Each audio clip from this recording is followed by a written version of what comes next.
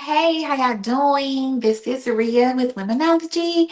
Welcome. How are you guys? Where I been? Where I been. So that's what we're going to talk about today because sometimes you need to take a little break to regroup and to, come back to center. And it was good. Needed a refresh. So that's what we're going to talk about today. The power of being still, the power of just listening and basically shutting up. I know sometimes, we as women, we like to gap, talk and have deep conversations and things like that because we're social. We're made socially. However, sometimes when we want to tap into our discernment and when we want to tap into our intuition, we gotta be quiet. And the importance of us being quiet enhances our intuition and our discernment. So I'm back. So that's why we're here. And I just want to kind of talk about those things on why it's important for us to do that. So the reason why I think a lot of times people go through um, things or go through cycles is because we're not necessarily reflecting on how we could have made better decisions and how we could have not only made better decisions, but how we could have perceived the situation differently. And so most people choose to be quiet and still after chaos, when really I think we should be quiet and still before a big transition happens with us. And also when we're trying to make moves, meaning that when we're trying to get to the next level or trying to get out of something or trying to strategically problem solve to make sure we are trying to become the best us. And that's why it's important to be still and then to hear from God. It's the scripture, Psalms 46:10. And at the end of it, it just says, be still and know that I am God.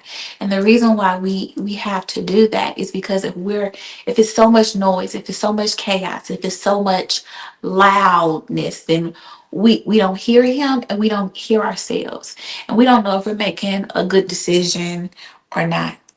And when we tap into that stillness and when we tap into that quietness, we become our best selves and we make better decisions. And for some people, we're able to get out of those cycles and those critical times or critical seasons with ease. And then sometimes when you are in critical seasons, it's easier to get out of those seasons or to go through those seasons when you are being still. Think about it like this. So I'm a nature girl. I'm a Capricorn. I think I told you that. And this is coming out in December. So Capricorns, woo woo. So anyway, so I'm a nature girl. I'm a Capricorn, or just in general, I like nature. So if you ever go out and you try going out in the morning time, sometimes in the nighttime it works in the summer, but try going out in the morning time, and you can hear the trees, you can hear the birds, and you can just hear earth. But that's only because you are quiet. And a lot of times when we are quiet and we are just taking in the nature of our environment and we are taking in, everything that's happening around us, then that's when we're able to hear our thoughts clearly and more appropriately. So that's why, I needed that time. I needed that time to just be. So coming to an end this year, we are coming to an end. Thank you guys for rocking with me because I've been on the show for a whole year by myself. Coming from January when my cousin and I did the Why We Should Choose Celibacy episode. Mind you, my cousin's getting married. So I don't know. For those who want to try it, it worked. Well, at least it worked for her because she's getting married and she's getting married in 3 weeks. Yes. So we talked about celibacy for those who want to try her path. Um, we talked about mental health. We also discussed women's health. We also talked about um, staying stagnant and how being comfortable can hurt you and harm you rather than do you good throughout this year. And we also had some fun dating episodes just to help the girlies out, especially the church girlies, because sometimes the church girlies be lost. So that was our year here with Womanology, also known as Fizz Notebook, because a lot of things that we are discussing, I'm actually journaling about and I'm learning myself. Oh, but don't forget the books. I forgot we did have a lot of books. So we had All About Love, that was good. We had Miss Tina's book, Matriarch. I hope I got that title correctly. Please don't get me wrong. Uh, The Body Keeps Score. We also discussed uh The Beta Satan. That's a book I recommended you guys to read. And we also discussed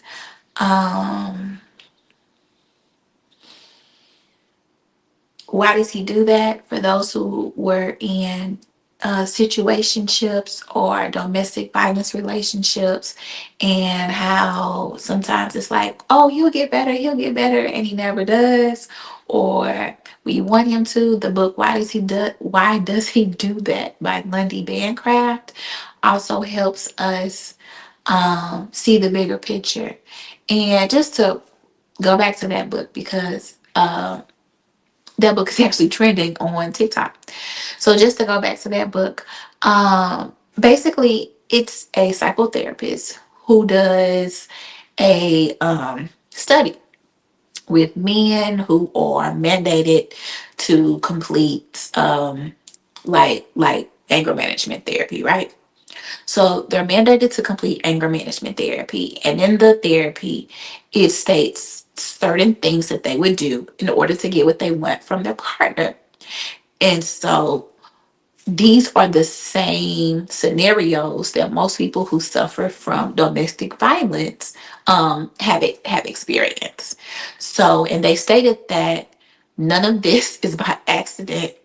It's very intentional, and so that's why I recommended that book for ladies who think, oh, it's just an accident. Oh, he's just playing. He's not. So Lundy Bancroft, why does he do that? I want you all to read that one. And then I think that's the last book that we've talked about throughout this year. And then yeah, so those are the books. And then I think the book I'm reading now, none of them are like self-help books. They're just kind of like fun books. So right now I'm reading like The Housemaid. That movie is coming out. And Borrow Trouble. And those are just like fiction books. So, it's always good to read those as well. Another thing before, we wrap this up, to let you all know where I've been, is what I want to mention is, not only have we talked about stillness, or not only am I talking to you about stillness, but also when you want to build up your intuition and your feminine discernment, and how else is good to be still. But when you want to really, how can I say this? Become more self-aware with yourself. And when you want to come more self-reflective with yourself, that's when most people, or I think you should choose stillness anyway, because it helps you reevaluate how you want to look at certain situations, how you want to perceive certain situations, excuse me. I know sometimes I can't talk. And how you should have steward things better. So here's an example.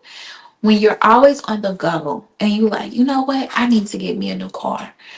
And you're not taking care of the car that you already have. So The check engine light is on. You're not putting gas in your car like you should. You're not putting gas in your car like you should. The check engine light is on. You keep it dirty. You're not keeping it, clean and neat. How do you expect to get something new when you're not being a good steward of what you already have?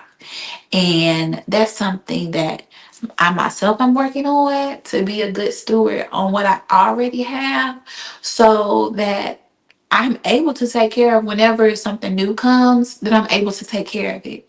Because why will I ask God for something new when I can't take care of what I already have? So I think that's important as well. When we are ending the year and we are getting into our stillness, we are making ourselves more self-reflective and self-aware, but also steward. Like, are you stewarding the things that you need to be, the things that are given to you properly, so you can make space for new stuff?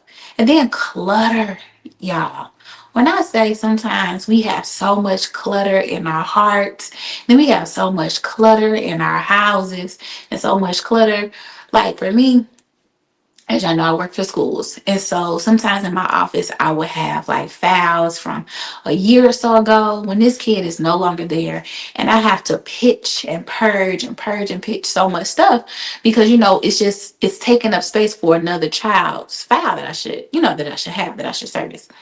And so sometimes you can get clutter, piled on clutter, that you can't necessarily see through what you have to see through. So yes, clutter, get that clutter out the way. Okay, sorry y'all, my light it went down. That was playing around. I don't know. We gonna go with that. I don't know how that looks, so I feel like it's a glare. Anyway, so the clutter, we need to get that. And that also helps us break into our feminine intuition. And then also, before I end, a journal prompt that I want everybody to look into and to write is, what has this year brought you that you feel you could have stored better? And what do you think, you know, we can do to steward that better? But I'm back. I'll see y'all soon. Thank you for all my listeners. I appreciate it. This was a really, really short episode. So I just wanted to make sure that y'all know that I'm here and I'm about to be popping out some more episodes really soon. Bye. Love you.